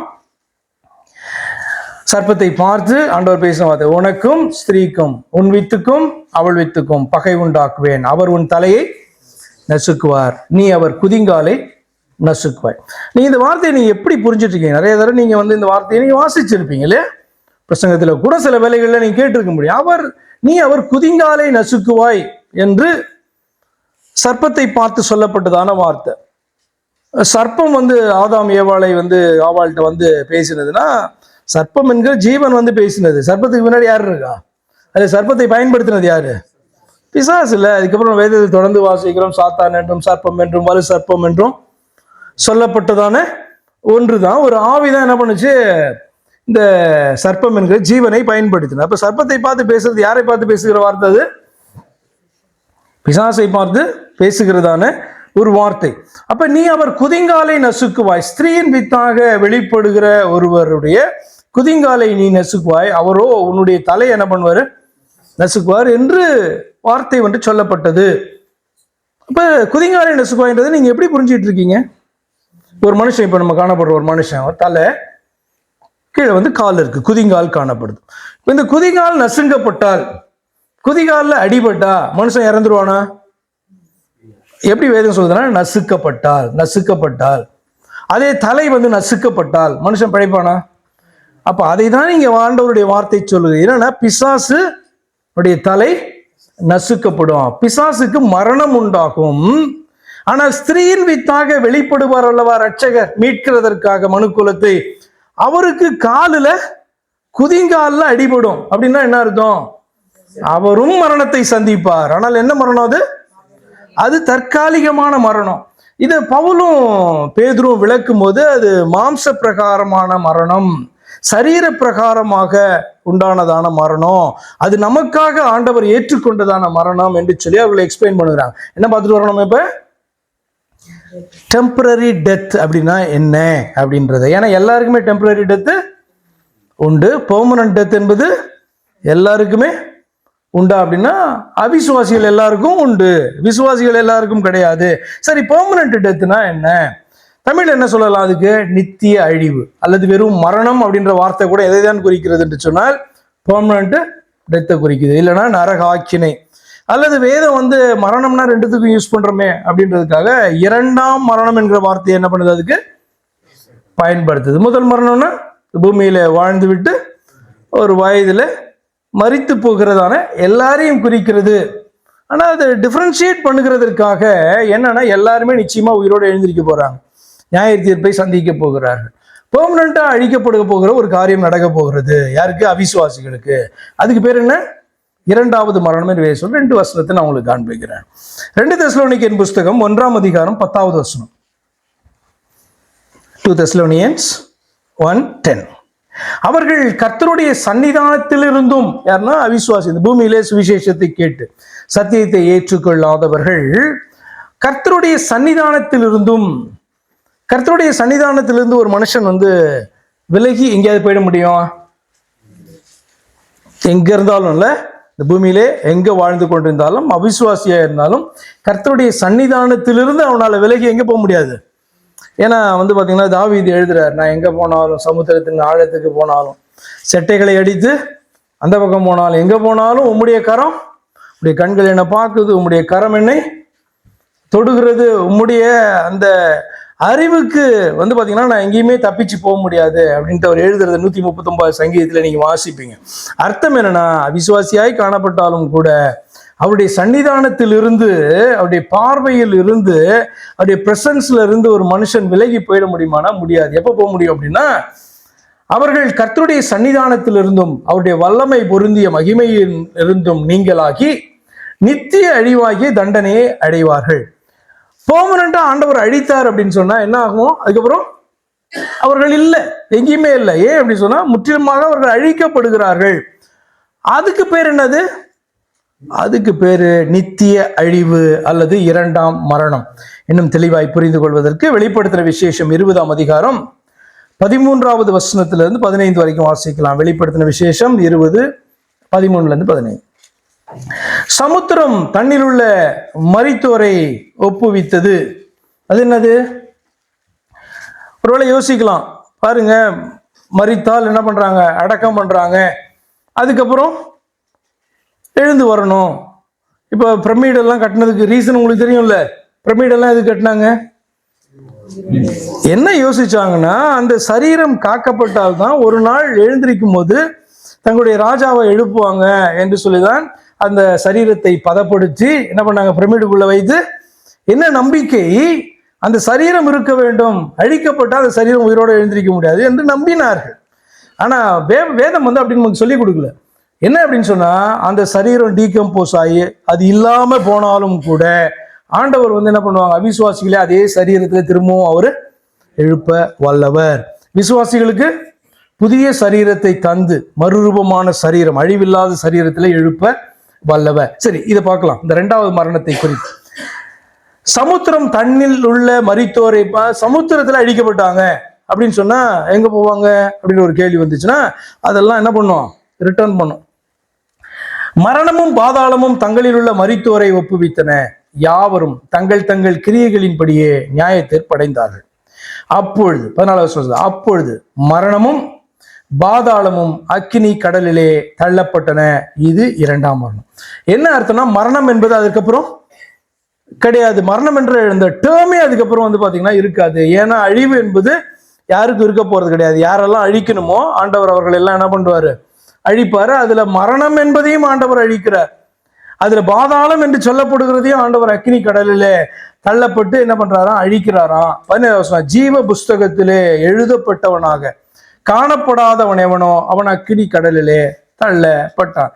விசுவாசியாக இந்த பூமியிலே சொல்லப்படுகிற சுவிசேஷத்தை, போன செய்தியில நான் ஒரு சுவிசேஷம் என்று சொல்லப்பட்ட நித்திய சுவிசேஷம் என்று சொல்லப்பட்டதை ஒன்றை பகிர்ந்து கொண்டல. எத்தனை பேருக்கு ஞாபகம் இருக்கு? நித்திய சுவிசேஷம் என்று வெளிப்படுத்தின விசேஷத்தை சொல்லப்பட்டதான வார்த்தையினுடைய அர்த்தம் என்ன? நித்திய சுவிசேஷம் அங்க சொல்லப்பட்டிருக்கு. நித்திய சுவிசேஷம்னு என்ன சொல்லப்பட்டிருக்கு அப்படின்னு சொன்னா, பரலோகத்துல என்றென்றும் ஆராதிக்கப்படுகிற அவரை இந்த பூலோகத்திலே நீங்க என்ன பண்ணுங்க? அவரையே தொழுது கொள்ளுங்க. வேற யாரையும் நீங்க தொழுது கொள்ளாதீங்க. அந்த தேவனாகிய கர்த்தர் ஒருவரையே நீங்க தொழுது கொள்ளுங்க. அது ஆண்டவராகிய இயேசு கிறிஸ்து என்று நான் உங்களுக்கு சொன்னேன். சிங்காசனத்துல வீற்றிருக்கிறவர் அவர்தான். அவரை தான் அந்த ஜீவன்களும் மூப்பர்களும் தொழுது கொள்ளுகிறார்கள். பரலோகம் இயேசு கிறிஸ்துவை தான் தொழுது கொள்ளுகிறது. அவரையே இந்த பூலோகத்திலையும் தொழுது கொள்ளுங்க. அப்ப தொழுது கொள்ளுகிறவன் எப்படி ரட்சிக்கப்படுவான்ற அடுத்த கேள்வி வரும்போது நான் சொன்னேன் உங்களுக்கு. ஆமா, என்ன அப்படின்னா, கர்த்தருடைய நாமத்தை தொழுது கொள்ளுகிறவன் எவனோ அவன் ரட்சிக்கப்படுவான் என்று எழுதி இருக்கிறது. ரோமர் புஸ்தகத்துல நீங்க எடுத்து வாசிச்சீங்க அப்படின்னு சொன்னா அப்படி எழுதி இருக்கிறது. கர்த்தருடைய நாமத்தை தொழுது கொள்ளுகிறவன் எவனோ அவன் ரட்சிக்கப்படுவான். அது கிரேக்கன் என்றும் இல்லை, ரோமன் என்றும் இல்லை, ஆண் என்றும் இல்லை, பெண் என்றும் இல்லை. கர்த்தருடைய நாமம் என்னதென்று அறிந்து அவரை தொழுது கொள்ளுகிற ரட்சிக்கப்படுவான். அப்ப என்ன நித்திய சுவிசேஷம்? பரலோகத்திலே தொழுது கொள்ளப்படுகிறவர் இந்த பூமியிலும் விசுவாசிக்கிற மனுஷனாலே தொழுது கொள்ளப்பட வேண்டும். அதான் நித்திய சுவிசேஷம். இது ஏதாவது மாறுபடுகிறதா அப்படின்னு சொன்னா இல்லவே இல்லையே. என்னன்னா தேவனுடைய நாமத்தை விசுவாசிக்கிறவன் தான் ரட்சிக்கப்படுவான். அப்ப தேவனுடைய நாமத்தை விசுவாசிக்கிறவன் அவன் அவரை தொழுது கொள்ளுவான். நான் உங்களுக்கு திரும்ப ஓல்டு இதுக்கு போக வேண்டியதா இருக்கு, செய்திக்கு போக வேண்டியதா இருக்குல்ல. அப்ப நித்திய சுவிசேஷம் ஞாபகம் வச்சுக்கோங்க, அது மாறாதான சுவிசேஷம். பழைய ஏற்பாடா இருந்தாலும் சரி, புதிய ஏற்பாடா இருந்தாலும் சரி, தெய்வத்தை விசுவாசித்து அவரை ஆராதிக்கிற மனுஷன் அவன் ரட்சிக்கப்படுவான் என்று வேதம் சொல்லுகிறது. 2 பேரை 3 பேரை நிறைய பேரை அப்படியெல்லாம் அல்லவே அல்ல. சரி, ஓகே. இங்க பாருங்க, அப்ப பெர்மனன்ட் டெத் அப்படின்னு சொன்னா 2வது மரணம் அல்லது நித்திய அழிவை குறிக்கிறது. அப்ப சரீர மரணம் என்பது கர்த்தரை கட்டி போட. இப்ப நம்மளை நம்ம மறிச்சிட்டோம் அப்படின்னு சொன்னா நம்ம என்ன பண்ணோம்? மரணத்தினாலே கட்டப்பட்டு இருக்கிறோம். என்ன பண்ணணும்? ஒருத்தர் நம்மளை ஒரு நாள் எழுப்பணும்ல. ஒரு நாள் எழுப்புனா நம்ம திரும்பவும் எழுந்திருப்போம், உயிரோடு எழுந்திருப்போம் இல்லையா? எங்க புதைக்கப்பட்டிருந்தாலும், நம்ம சமுத்திரத்திலே அழிந்து போயிருந்தாலும், அக்னியிலே வெந்து போயிருந்தாலும் நம்ம ஒரு நாள் எழுப்பப்படுவோம். ஆனால் கர்த்தர் பரலோகத்தின் தேவன் சகலவற்றையும் உண்டாக்கினவர் இந்த ஒரு மனித சரீரத்திலே, அவர் நமக்காக ஆயத்தப்படுத்தின சரீரத்திலே தோன்றி அவர் பாத்தீங்கன்னா அந்த சரீரத்தை கொலையுண்ண ஒப்பு கொடுக்கிறார். நம்ம நினைக்க கூடாது கர்த்தரை மரணம் கட்டி போட்டுருச்சு அப்படின்னு நினைக்க கூடாது.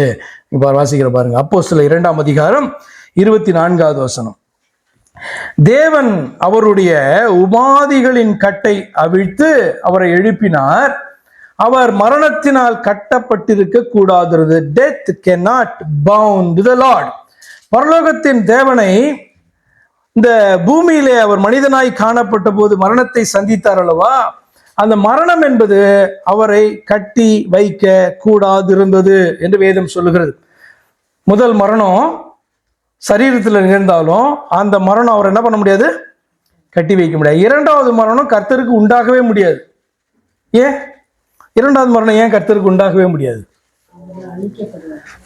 2வது மரணம் அவர் சாவாமை உள்ளவர். முதல் மரணம் அவர் தெரிந்து கொண்டது. யாருக்காக? தன்னுடைய ஜனத்துக்காக அவர் தெரிந்து கொண்டதான காரியம் சரீரத்திலே உண்டாகிறதான அந்த மரணம் என்பது. 2வது மரணம் என்பது பெர்மனன்ட் டெத் என்பது கர்த்தருக்கு, அதாவது பரலோக தெய்வத்துக்கு அது உண்டாகவே முடியாது அப்படின்றது நமக்கு தெரியணும். காரணம் என்னன்னா ஒருவராய் சாவாமை உள்ளவர். சரி, இதுதான் டெம்பரரி டெத்து, பெர்மனன்ட் டெத்து. அப்ப தம்மில் தாமே ஜீவன் உள்ளவரான ஒருவர் தான் நான் உனக்கு நித்திய ஜீவனை கொடுப்பேன் அப்படின்ற வாக்கு தத்தத்தை பண்ண முடியும். நித்திய ஜீவனை நம்ம கொடுக்க முடியும். சரி, இது முதல் பகுதி. என்ன எதுக்கு பேசணும்? இப்ப இவ்வளவு நேரம் தேவன் உறங்குவதில்லை, நம்ம காக்கிற தேவன் அவர் உறங்குவதில்லை, உறக்கம் என்பது அவருக்கு அவசியம் இல்லை அப்படின்னு சொல்லும்போது, இவர் சொன்னபடி எப்பயுமே என்ன பண்ணுவார்? நம்மள காப்பார். ஏன்னா கொஞ்ச நேரம் உறங்கிட்டாருன்னா அந்த நேரத்துல பிசாசு நம்முடைய ஆத்மாவை தட்டி தூக்கிட்டானா? இப்ப எலியா பாத்தீங்கன்னா கிண்டல் பண்றதுக்கு பேசுறாரு இல்லையா? நீங்க அவனை நோக்கி கூப்பிடுங்க, அவன் அலுவலாக இருப்பான், அவன் உறங்க போயிருப்பான், இன்னும் சத்தமா கூப்பிடுங்க, அப்ப அவன் வரானா பார்க்கலாம் அப்படின்னு என்ன பண்றான்? பாகாலுடைய தீர்க்கதரிசிகளை பார்த்து அவன் கிண்டல் பண்றான். ஸோ அதுல அந்த பரியாசத்திலையும் ஒரு காரியம் அடங்கி இருக்கிறது. என்ன அப்படின்னா, நம்முடைய தேவனை பொறுத்தவரை அவருக்கு உறக்கம் என்பது அவசியம் இல்லை.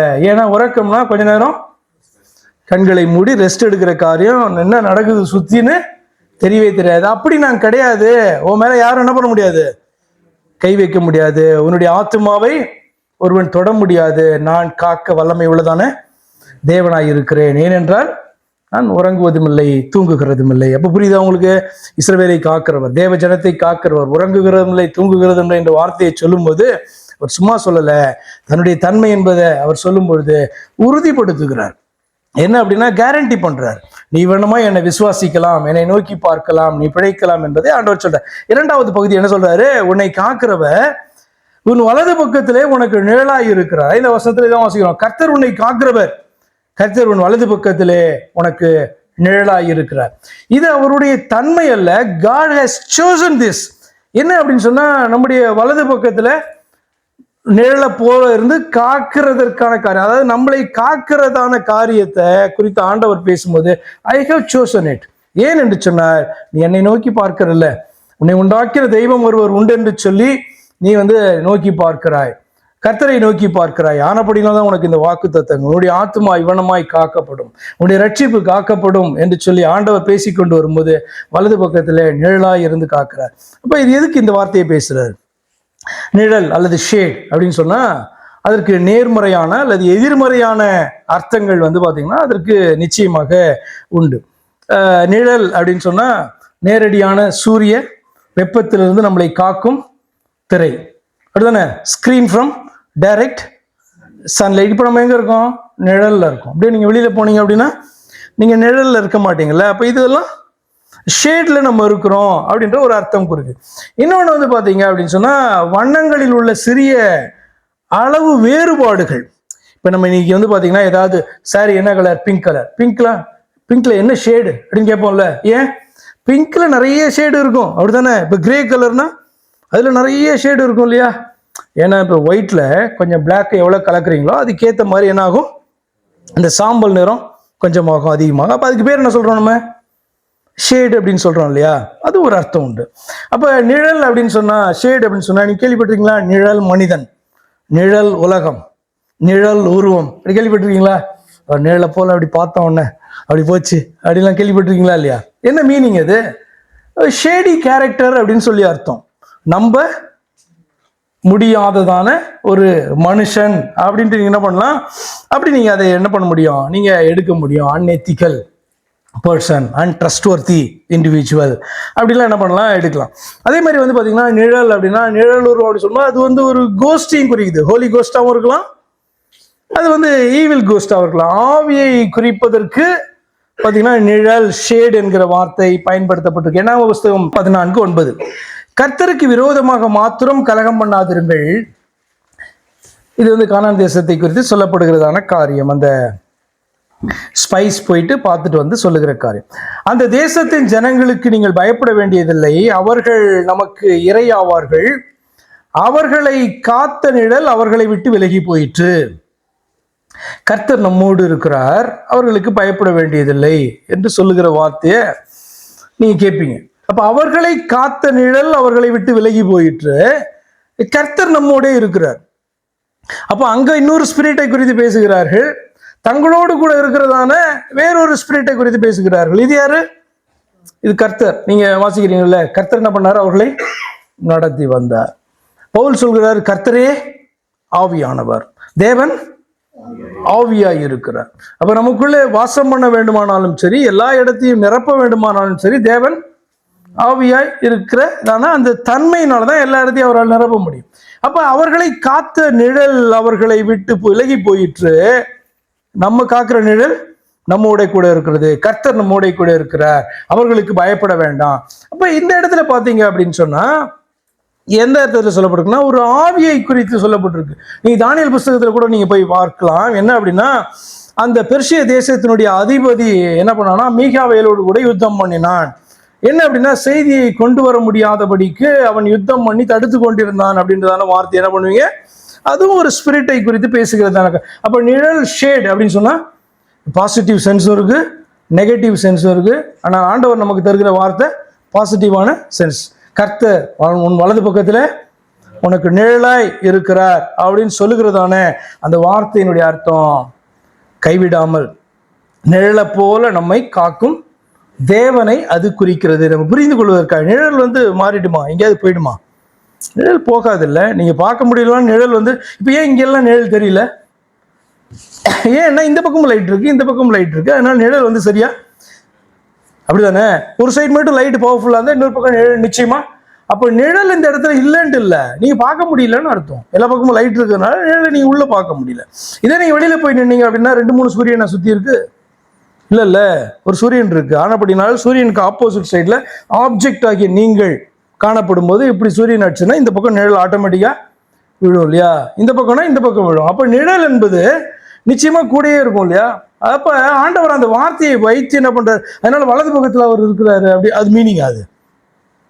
அது சிம்பாலிக்கா ஒரு காரியத்தை சொல்லி கொடுக்கிறது. என்னன்னா நிழல் எப்படி விலகாம இருக்குமோ அதை போல நான் விலகாமல் இருந்து உன்னை நான் காக்கிறேன் என்று சொல்லி ஆண்டவர் பேசுகிறதான வார்த்தை. சரி, அப்ப இந்த நிழல் அப்படின்னு சொல்லும்போது நான் நெகட்டிவ் அண்ட் பாசிட்டிவ் சொன்னல. இன்னொரு வசனத்தை பாருங்க. அந்த நிழல் யார் என்பதை பொறுத்து தான் அது உபத்திரவத்தை கொடுக்குதா அல்லது உபகாரத்தை கொடுக்குதா அப்படின்றது புரியும். சங்கீதம் புஸ்தகம் 109 அதிகாரம் 6வது வசனம். சங்கீதம் 109:6. அவனுக்கு மேலாக துஷ்டனை ஏற்படுத்தி வையும் சாத்தான் அவன் வலது பக்கத்தில் நிற்பானாக. கர்த்தரை குறித்து வலது பக்கத்துல நிழலா இருந்து நம்மளை காக்கிறார் என்று வேதம் சொல்லுகிறது. இந்த இடத்துல பாத்தீங்கன்னா சாத்தான் அவன் வலது பக்கத்திலே நிற்பானாக. அப்ப இது சாபம். கர்த்தர் வலது பக்கத்துல இருக்கிறது ஆசீர்வாதம், சாத்தான் வலது பக்கத்துல நிக்கிறது சாபத்தை குறிக்கிறது இல்லையா? அப்ப அந்த நிழல் யார்? இந்த சங்கீதக்காரன் யாரை நோக்கி பார்க்கிறான்? நான் வானத்தையும் பூமியும் உண்டாக்கினேன் கர்த்தரை நோக்கி பார்க்கிறேன் என்று சொல்லி அவரை நோக்கி பார்க்கிறான். அவனுக்கு சொல்லப்படுகிறதான வார்த்தைகள், நாமும் நம்மளை உண்டாக்கினதான கர்த்தரை நம்ம நோக்கி பார்ப்போம் என்று சொன்னார். நம்மிடத்திலே ஆண்டவர் பேசுகிறதான வார்த்தைகள் தான் இதில் என்ன பண்றதுக்கு எழுதப்பட்டு இருக்கிறது. அதுபடினாலே இந்த நிழல் அப்படின்ற வலது பக்க நிழல் அப்படின்னு சொல்றது கர்த்தரா பிசாசா, யாரை நோக்கி பார்க்கிறோம், யாரை தெய்வமாய் கொண்டு இருக்கிறோம் என்பதை பொறுத்து அது காணப்படுகிறது. அடுத்ததாக இந்த வலது பக்கம், வலது பாரிசம், வலது கை, அது பார்த்தீங்கன்னா it's a மெட்டஃபார், symbolises supreme power, தேவனுடைய வல்லமை, அவருடைய பராக்கிரமம், அவருடைய அதிகாரம், அவருடைய பார்த்தீங்க அப்படின்னு சொன்னால் அந்த ஹையஸ்ட் ஹானர், இதெல்லாம் குறிக்கிறதான காரியம். உங்களோட கூட நான் நிறைய இது குறித்து வலது பாரிசம் என்பதை பகிர்ந்து கொண்டால் இந்த நேரத்தில் சில காரியங்களை சொல்லி நான் முடிக்க விரும்புகிறேன். என்ன இன்னைக்கு செய்தியினுடைய ஒன்லைன்? செய்தியினுடைய ஒன்லைன் என்ன? எதற்காக ஆண்டவர் இவ்வளவு வாக்கு தத்துவங்களை கொடுத்து 2 காரியங்களை குறித்து பேசுகிறார். ஒன்று, அவர் உறங்குவதில்லை என்றும், இன்னொன்று வலது பக்கத்தில் நிழலாய் இருக்கிறேன் என்றும் அவர் சொல்லுகிற காரியத்தினுடைய முக்கியம் என்ன அப்படின்னு சொன்னா, நாம் இதை வாசிக்கிற நாம என்ன பண்ணணும்? அவரை இவ்வளமாய் பார்த்தீங்கன்னா விசுவாசிக்க வேண்டும். ஆண்டவர் நமக்கு கேரண்டி பண்ணுகிற, உறுதிப்படுத்துகிற காரியமாய் இது இருக்கிறது என்பதை அறிந்து கொள்ளுகிறதற்காக தான் இந்த செய்தி. சரி, தேவனுடைய மகாபலம், மகத்துவம், அவர் நம்மை ரட்சிக்கும் ஆற்றல் ஆகியவற்றிற்கு குறியீடாக அடையாளமாக காணப்படுகிறது வலது பலம், வலது பக்கம், வலது பாரிசம், வலது கை என்பது. ஒரு வசனத்தை வாசிக்கலாம். யாத்திராகம புஸ்தகம் 15ஆம் அதிகாரம் 6வது வசனம். கர்த்தாவே, உம்முடைய வலது கரம் பலத்தினால் மகத்துவம் சிறந்திருக்கிறது. கர்த்தாவே, உமது வலது கரம் பகைஞனை நொறுக்கி போட்டது. இப்படி வாசிக்கிறோம். அப்ப தேவனுடைய மகாபலம், மகத்துவம், அவர் தன்னுடைய ஜனத்தை ரட்சிக்குமுடைய ஆற்றலுக்கு அடையாளமாக இந்த வலது பக்கம், வலது பாரிசம், வலது கை என்பது பயன்படுத்தப்பட்டிருக்கு, அடையாளமாக பயன்படுத்தப்பட்டிருக்கிறது. பாருங்க, உம்முடைய வலதுகரம் பலத்தினால் மகத்துவம் சிறந்திருக்கிறது. அது தேவ ஜனத்தை காக்கிறது.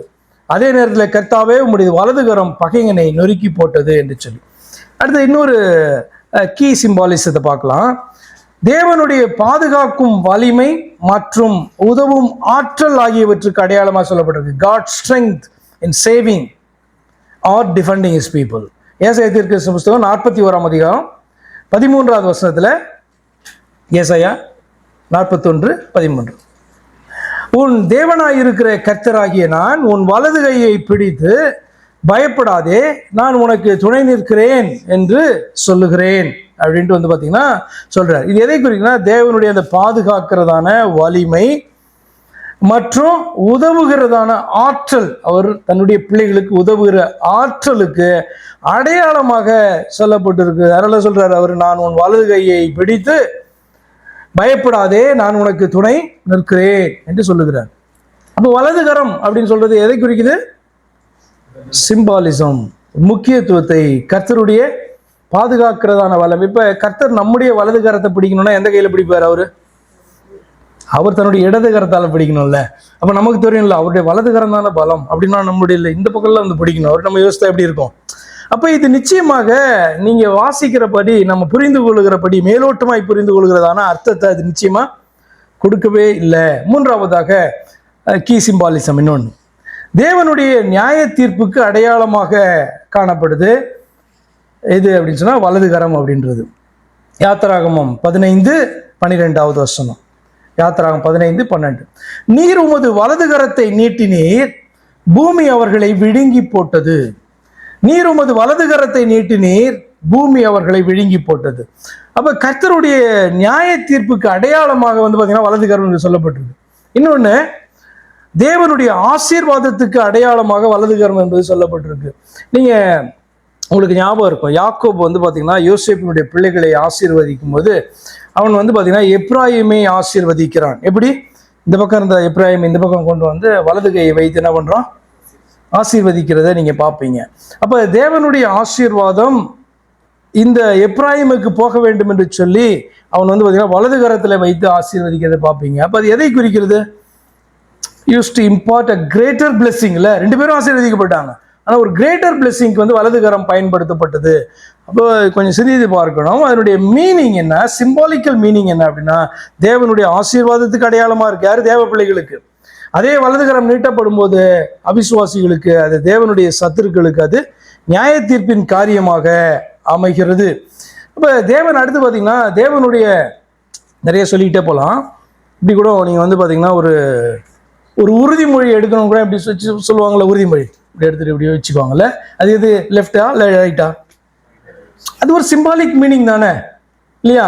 ஒரு உறுதிமொழி எடுக்கிறதற்கு, உடன்படிக்கை செய்கிறதற்கு ஒரு அடையாளமாக கூட வந்து பார்த்தீங்கன்னா அது காணப்படுகிறது. அடுத்தது முக்கியமாக தேவனுடைய அளவற்ற அதிகாரம் மற்றும் கணம் ஆகியவற்றிற்கு அடையாளமாக காணப்படுது. தேவனுடைய அளவற்றதான அதிகாரம், தேவனுடைய அதிகாரத்தை வந்து பார்த்தீங்கன்னா நீங்க எப்படி சொல்லலாம்?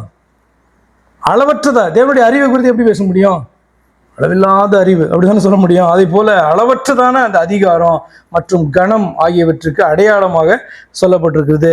Sitting in the right hand of the father அப்படின்ற வார்த்தை வந்து indicates the position of authority and highest honour.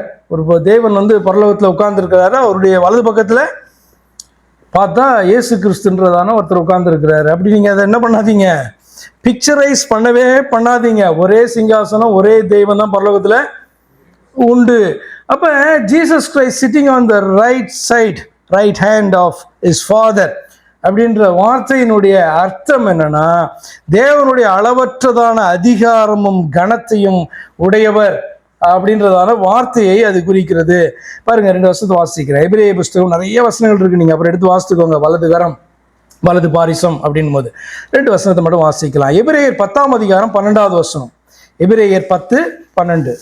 இவரோ பாவங்களுக்காக ஒரே பலியை செலுத்தி என்றைக்கும் தேவனுடைய வலது பாரிசத்தில் உட்கார்ந்து, பாவங்களுக்காக ஒரே பலியை செலுத்தி என்றைக்கும் தேவனுடைய வலது பாரிசத்தில் உட்கார்ந்து என்று ஒரு வார்த்தையை வாசிக்கிறோம். அடுத்து எபிரேயர் 12:2 வசனம்.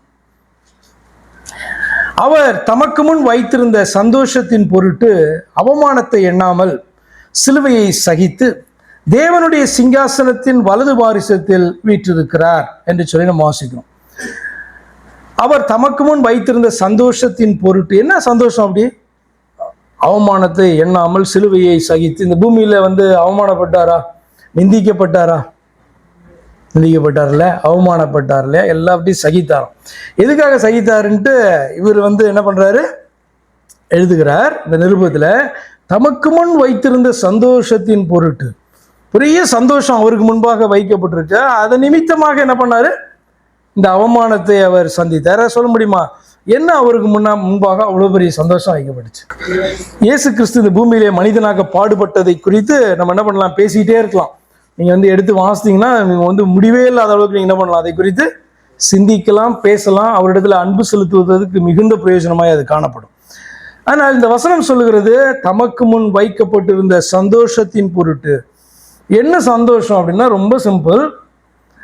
தமக்கு பிரியமானதான ஜனத்தை என்ன பண்ணார், அவர் இழந்து போனார். முதலாவது ஒரு பிள்ளையை இழந்து போனதான அந்த பிள்ளையை நீங்க பார்த்தீங்கன்னா அதுக்கப்புறம் உங்களுக்கு எப்படி தெரியும் அதனுடைய சந்தோஷம். பிள்ளைங்க கூட இருக்கிறது பெரிய சந்தோஷம் தான். அந்த பிள்ளைங்க மிஸ் ஆயிடுச்சு, அதுக்கப்புறம் நீங்க தேடி கண்டுபிடிச்சிட்டீங்க அப்படின்னா எவ்வளவு சந்தோஷம் வரும். அப்போதான் வந்து பார்த்தீங்கன்னா அந்த அருமையே உங்களுக்கு தெரியும். நான் சொல்றது புரியுதா புரியலையா? ஆண்டவர் வந்து சொல்றாருல, 100 ஆடுகள், ஒரு ஆடு காணாம போட்டோன்னா அவன் அவ்வளோ டென்ஷன். 99 இருக்குதே கையில் அப்படின்னு அவன் நினைக்கவே இல்லை. அந்த ஒரு ஆடை வந்து பார்த்தீங்கன்னா தேடி அவன் போகிறான். அது கிடைச்சிச்சுன்னா எவ்வளோ சந்தோஷம். 10 வெள்ளிக்காசு ஒன்று தானே காணாமல் போச்சு. ஆனால் அந்த ஒன்று வெள்ளிக்காசை தேடுகிறதற்கு விளக்கை கொளுத்தி அவள் அதை கண்டுபிடித்தாள் என்று சொன்னால் அவருடைய சந்தோஷம் எப்படி இருக்கும்? புரியுதா உங்களுக்கு? அப்ப அவருடைய கரத்திலே காணப்படுகிற அவருடைய தேவ ஜனங்களை அவர் அற்பமாக எண்ணலை. ஆனா ஒரு ஆடு, ஒரு மனுஷன் ரட்சிக்கப்படாம வந்து வெளியில காணப்படுறான் பாருங்க, அவனை மீட்கும் பொழுது அவன் வந்து பாத்தீங்கன்னா அவரை ஏற்றுக்கொண்டு வரும்போது பெரிய சந்தோஷம். கேள்விப்படுவீங்களே, பரலோகத்துல இன்னைக்கு பயங்கர சந்தோஷம் உண்டாயிருக்குது அப்படின்ற நம்ம என்ன பண்ணுவோம், அப்படி சொல்லுவோம் இல்லையா? அதனுடைய மீனிங் என்ன அப்படின்னு சொன்னா, ஒரு ஆத்மா ரட்சிக்கப்பட்டு அவரிடத்துல வரும்போது நிச்சயமாய் அது பெரிய சந்தோஷத்தை கொடுக்குது. அப்ப அவருக்கு முன் வைக்கப்பட்ட சந்தோஷம்லாம் இழந்து போனதை அவர் மீட்கிறார். இப்படிதான் மீட்க முடியும். அதற்கான பாவ பரிகார பலியை, குற்ற நிவாரண பலியை செலுத்தி தான் என்ன பண்ண முடியும், மீட்க முடியும் என்று அவருடைய வார்த்தை வந்து பாத்தீங்கன்னா சொல்லுகிறது. அல்லது அவர் சொன்ன வார்த்தை வேறு விதமாய் ரட்சிக்க முடியாதபடிக்கு தடுக்கிறது. ரெண்டு ஒன்று தானே. வார்த்தை அனுப்பிச்சிட்டாரு, மனுஷன் ரட்சிக்கப்படுகிறதற்கு இதுதான் வழி என்று. இப்ப வேறு விதமா ரட்சிக்கலாம் அப்படின்னு சொன்னா அவர் கூட வேறு விதமா ரட்சிக்கிறதுக்கு யோசிக்க முடியாது. காரணம் என்ன, அவருடைய வார்த்தை படிதான் ரட்சிக்கணும். அப்படியே விட்டா மனுஷன் ரத்தம் சிந்தி சாக வேண்டும். அவர் ரத்தம் சிந்தினால் மனுஷன் பிழைக்க முடியும். ரத்தம் சிந்தது இல்லாமல் பாவ மன்னிப்பு இல்லை. மனுஷனுடைய பாவத்திலிருந்து அவனை மீட்கிறதற்கு அவர் இறங்கி வந்து ரத்தம் சிந்த வேண்டும். அப்ப அவருக்கு முன்பாக வைத்திருந்த அந்த சந்தோஷத்தின் பொருட்டு இந்த பூமியிலே ஜனங்க அவரை அவமானப்படுத்தினதை, சிலுவையை எல்லாம் பார்த்தீங்கன்னா அவர் சகித்து தேவனுடைய சிங்காசனத்தின் வலது பாரத்தில் வீட்டிருந்தார். 2 வசனங்களை மட்டும் நான் உங்களுக்கு வாசித்தேன். எப்பொழுதெல்லாம் நீங்கள் வேதத்தில் இயேசு கிறிஸ்து தேவனுடைய வலது பாரிசத்திலே வீற்றிருக்கிறார் என்கிறதெல்லாம் நீங்கள் வாசிக்கும் போது 2 காரியத்தை மாத்திரம் நினைவு கூறுங்கள்.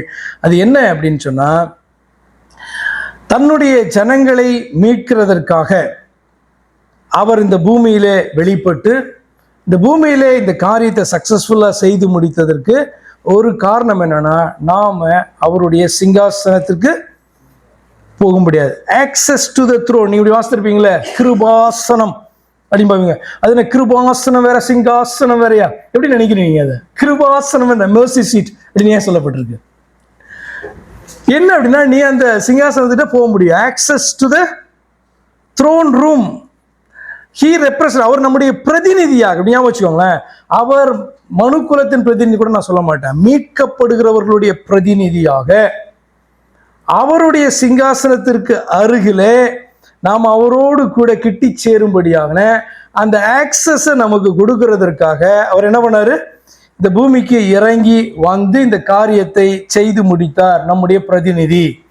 கொலேசியர் 3ஆம் அதிகாரம் 1வது வசனத்தை வாசிக்கிறோம். கொலேசியர் 3:1. நீங்கள் கிறிஸ்துவுடனே கூட எழுந்தது உண்டானால் அப்படின்னா அவரை விசுவாசித்தீங்க. என்ன விசுவாசித்தீங்க? அவருடைய மரணத்தையும் அவருடைய உயிர்த்தெழுதலையும் நீங்கள் விசுவாசித்தீர்கள். அவருடைய மரணத்தை விசுவாசிக்கும் போது அவரோடு கூட நீங்கள் மரிக்கிறீர்கள்.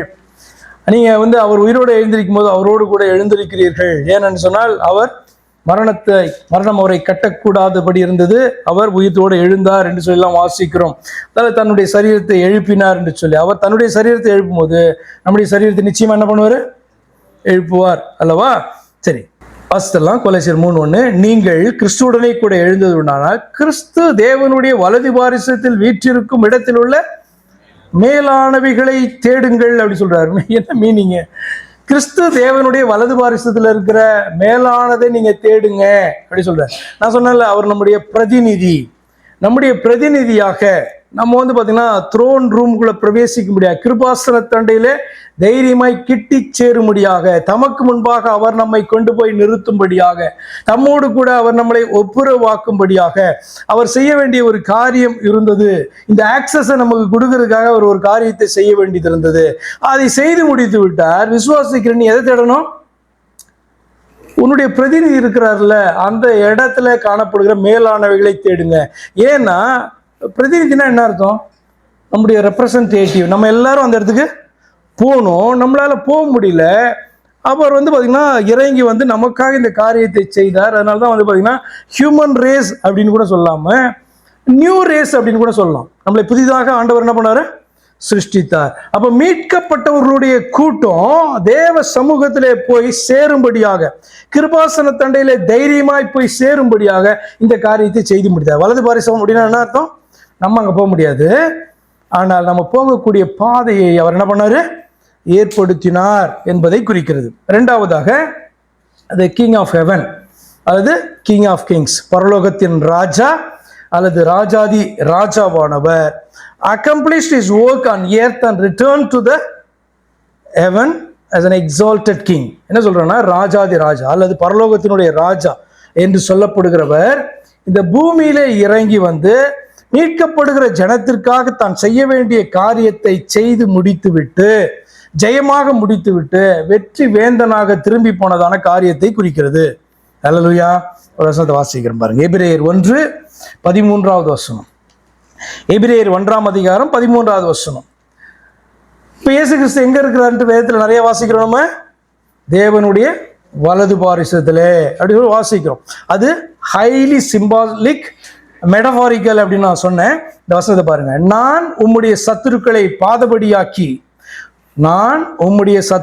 உமக்கு பாதபடியாக்கி போடும் வரைக்கும் நீர் என்னுடைய வலது பாரிசத்தில் உட்காரும் என்று தூதர்களில் யாருக்காவது ஏதாகிலும் எப்போதாகிலும் சொன்னதுண்டா?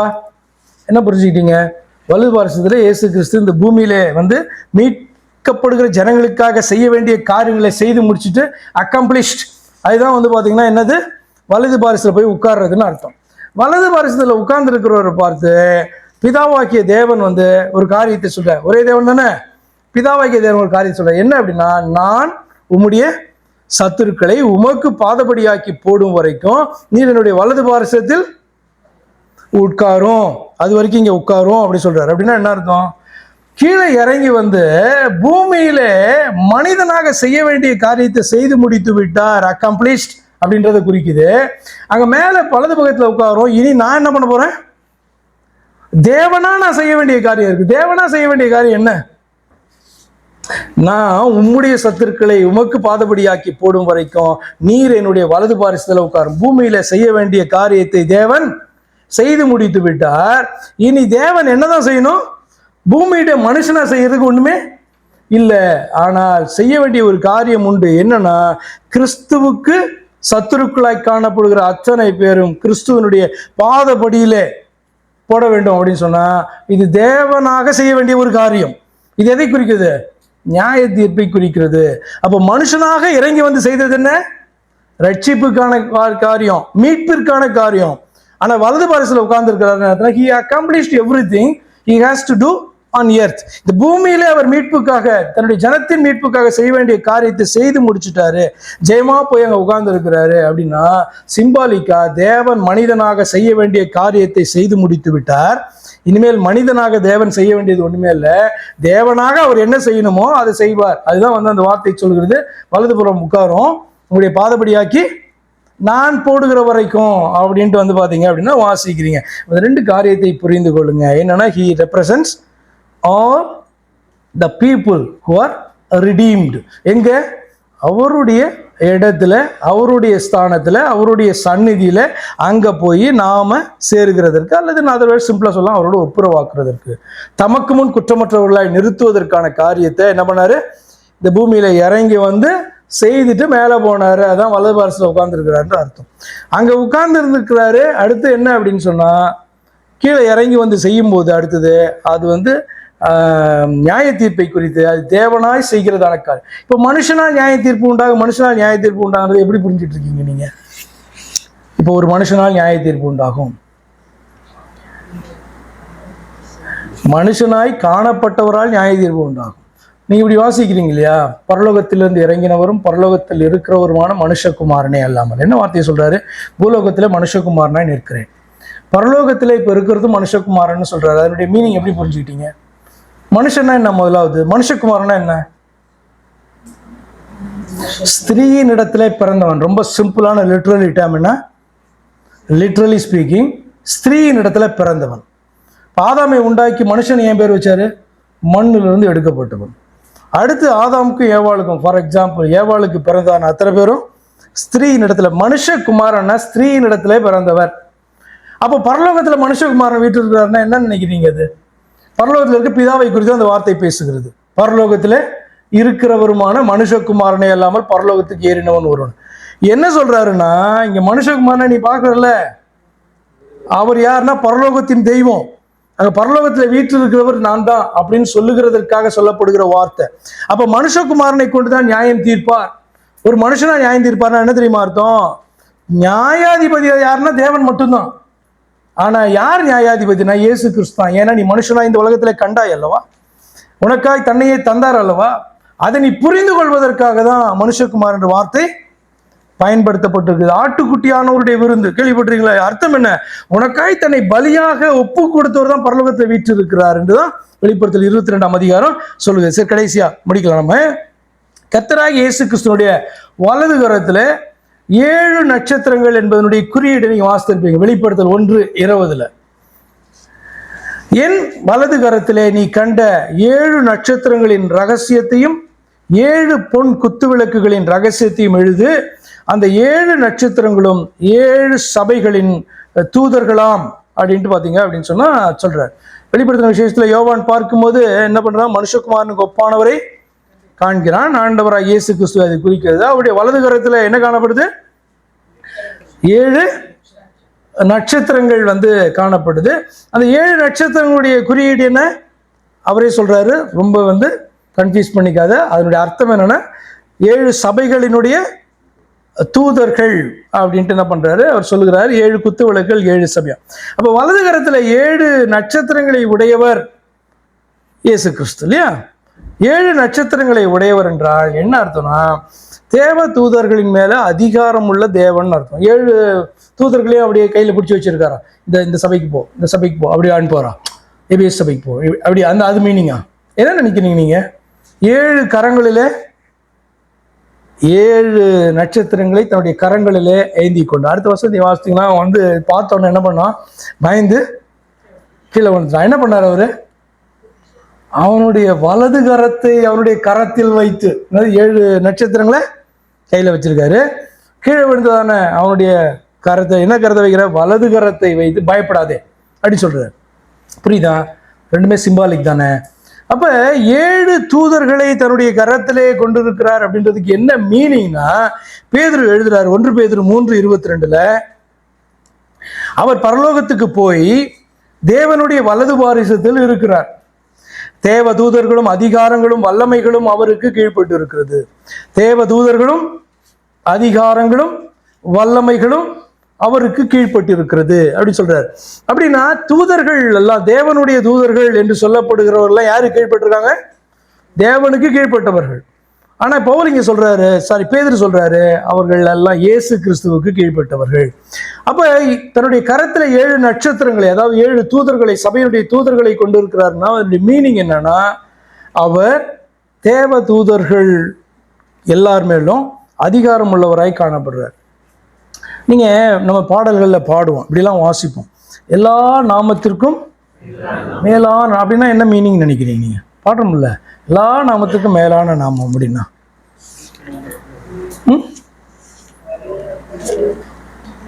அதற்கு மேல ஒரு நாமம் இல்லைன்னு அர்த்தம். அப்படி வேற ஏதாவது மீனிங் இருக்கா? அதற்கு மேல ஒரு நாமம். இப்ப தேவனுக்கு இத்தனை நாமம் இருக்கு, இத்தனை நாமம் இருக்கு. இப்போ நம்மள்ட்ட நிறைய பேர் சண்டைக்கெல்லாம் கூட வந்தாங்க, இயேசு கிறிஸ்துடைய நாமத்தோட இந்த நாமம் பெரிய நாமம் தெரியுமா அப்படிலாம் சண்டைக்கெல்லாம் வந்தாங்க. எல்லா நாமத்துக்கும் மேலான நாமம் அப்படின்னு சொல்றதுனுடைய அர்த்தம் என்னன்னா, கரெக்டாக நீங்கள் சின்ன பிள்ளைங்களை தான் கேட்கணும். ஒரு 5 வயசு 6 வயசு பிள்ளைங்களை தான் போய் கேட்கணும். மேலான அப்படின்னா அதுக்கு மேலே ஒரு நாமம் இல்லை அப்படி சொல்லி அர்த்தம். அதே போல எல்லா அதிகாரங்களும், தேவதூதர்களும் அதிகாரங்களும் வல்லமைகளும் அவருக்கு கீழ்பட்டு இருக்குதுன்னா அவருக்கு சமமான ஒரு வல்லமையும் கிடையாது, அதிகாரமும் கிடையாது, அவருக்கு சமமா ஒரு கணமும் கிடையாது. அதனால இன்னொரு தேவன் இருக்காரு, அவருக்கு சமமான வல்லமை, மேல வல்லமைன்ட்டு என்ன பண்ணக்கூடாது? இந்த காரியத்தை புரிந்து கொள்ளவே கூடாது. அப்ப கர்த்தர் இதை குறித்து என்ன பேசுகிறான்னு சொன்னால், நான் உறங்காமலும் தூங்காமலும் இருக்கிற தன்மையுடையவராய் இருக்கிறபடினால் உன்னை எந்நேரமும் காக்க வல்லவர். அல்லேலூயா.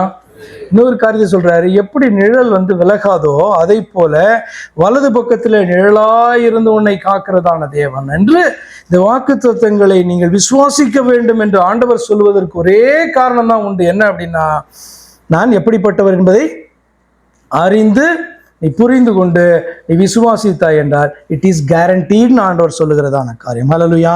எழுந்து நிற்போமா, ஆண்டவர் சமயத்தில் நம்மை தாழ்த்துவோமா. எப்படிப்பட்ட தேவன் பாருங்க. சில நேரத்தில் நம்ம சாதாரண மனிதர்களாக அதை சிந்தித்தால், இவர் சும்மா தம்பட்டம் அடிக்கிறார், சும்மா தன்னுடைய பெருமைகளை பேசுகிறார், தன்னுடைய தன்மைகளை எதற்காக இங்க பேசணும், ஒரு ஒரு ஒரு மனுஷன் பேசினா பரவாயில்ல, ஆனால் அவரே சொல்லுகிறார், வானத்தையும் பூமியும் சிருஷ்டித்த அனாதி தேவனாகிய நான் உறங்குவதும் இல்லை தூங்குகிறதும் இல்லைன்றது எதுக்கு சொல்லணும் அப்படின்ற மாதிரி நினைப்போம்.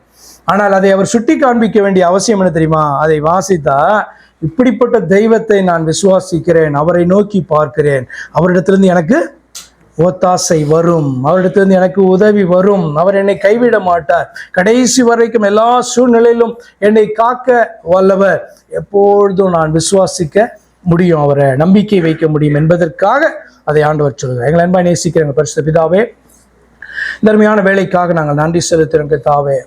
இஸ்ரவேலை காக்கிறவர் உறங்குகிறதும் இல்லை தூங்குகிறதும் இல்லை என்பது மாத்திரமல்ல, அவர் வலது பக்கத்திலே உனக்கு நிழலாய் இருக்கிறார் என்று சொல்லுகிறதான அந்த காரியம் ஆண்டவரே எங்களுக்கு எப்படிப்பட்டதான ஒரு நம்பிக்கையை கொடுக்கிறதாக, ஆண்டவரே எங்களுடைய நம்பிக்கையை உறுதிப்படுத்துகிறதாக அது காணப்படுகிறது என்று சொல்லி நாங்கள் இன்றைக்கு பார்த்தோம். அப்பா, வேதத்திலே காணப்படுகிறதான நம்முடைய ஊழியர்களைப் போல நாங்களும் கர்த்தாவே நீர் விரும்புகிறபடி விசுவாசத்திலே எங்களுடைய விசுவாசத்திலே உறுதியாக இருக்க கர்த்தர் எங்களுக்கு ஒவ்வொருவருக்கும் உதவி செய்யுங்க. 121வது சங்கீதத்திலே சொல்லப்பட்டிருக்கிறதான அந்த வாக்கு தத்தங்களின் படியே கர்த்தர் எங்களுடைய போக்கையும் வரத்தையும் ஆண்டவரை காத்துக்கொள்ளும், ஒன்றும் சேதப்படுத்தாதபடி காத்துக்கொள்ளும், எங்களுடைய ஆத்மாவை காத்துக்கொள்ளும் ஆண்டவரே, இரவிலும் பகலிலும் ஒன்றும் கர்த்தாவே எங்களை சேதப்படுத்தாதபடி காத்துக்கொள்வீராக. எங்களை உம்முடைய சமூகத்திலே நாங்கள் எங்களை தாழ்த்துகிறோம் அப்பா. கர்த்தராகிய இயேசு கிறிஸ்துவின் நாமத்தில் ஜெபிக்கிறோம் அருமை பிதாவே, ஆமென். என் ஆத்துமாவே கர்த்தரை ஸ்தோத்திரி, என் முழு உள்ளமே பரிசுத்த நாமத்தை ஸ்தோத்திரி. என் ஆத்துமாவே கர்த்தரை ஸ்தோத்திரி, கர்த்தர் செய்த சகல உபகாரங்களையும் மறவாதே. ஆமென். கர்த்தராகிய இயேசு கிறிஸ்துவினுடைய கிருபையும் தேவனாகிய அவருடைய அன்பும் அவருடைய பரிசுத்த ஆவியின் ஐக்கியமும் மீண்டும் மீண்டும் சதா காலங்களிலும் உங்கள் அனைவரோடும் கூட இருப்பதாக. ஆமென்.